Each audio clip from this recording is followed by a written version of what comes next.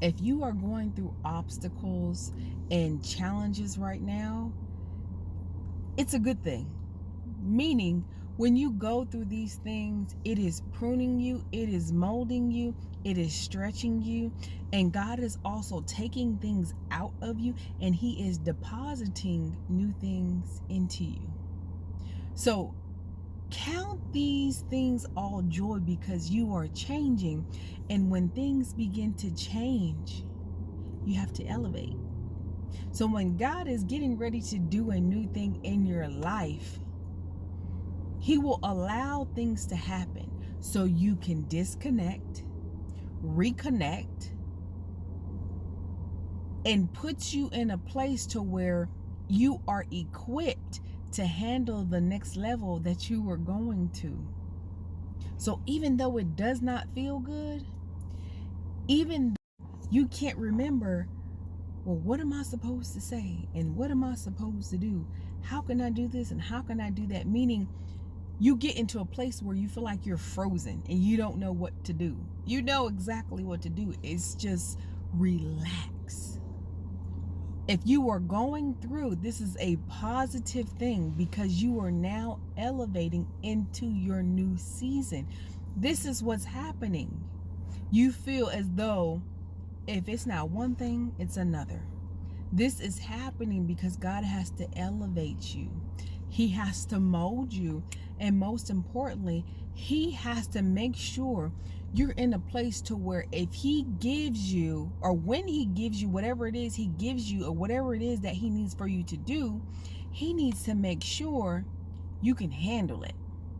He needs to make sure once He blesses you, you are not going and serve the adversary, meaning He has to make sure your heart is right.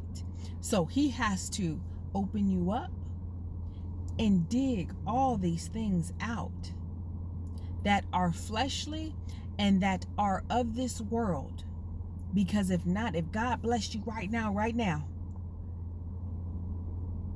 there's a great chance you will turn and go worship the enemy. So all of that hard work and everything that you have done, the enemy will benefit off of it. And then he will take your soul as well. And then you will be lost. But God does not want that to happen to you. He wants for you to be grounded and rooted in you. And by doing that, He has to make sure your heart is right. Because remember the parables. Any house that is built on God will stand. Anything that is not built on God will fall. So again, with your temple, your heart, if it is rooted in God, you are going to withstand the things of this world that try to get you to bend, to turn, to compromise. But if your heart is rooted in the adversary, you're going to fall for anything that seems suitable for you. You will have no morals. You will have no boundaries. You will have nothing. God wants you to be in a place where you are safe, you are healthy. That is spiritually and that is physically. It's not just I'm going to make sure you're okay on the outside. He has to do the inside work first so that when you're ready to step into something, the physical appearance that people see is the last thing that they've seen. Versus meaning you've already done the work on the inside. Versus when the enemy blesses you, he can put you in a place to where you have the outside appearance, the outside look, the information, the knowledge, the connections, all these things. But the heart to do it is not there. So anything that God blesses you with, you will be able to keep it and you will elevate. Anything that the enemy blesses you with, when a storm comes, everything will fall and it will crumble. So that's why it's so important. How are you building your house? How are you building your temple? Because if it is built in God, you're always going to win. You're always going to elevate. You're always going to go to new levels. You're always going to be able to withstand anything of this world. But if you're rooted in the enemy, you're going to fall. Destruction and death is going to come upon you. That's in the word. That's just how it goes.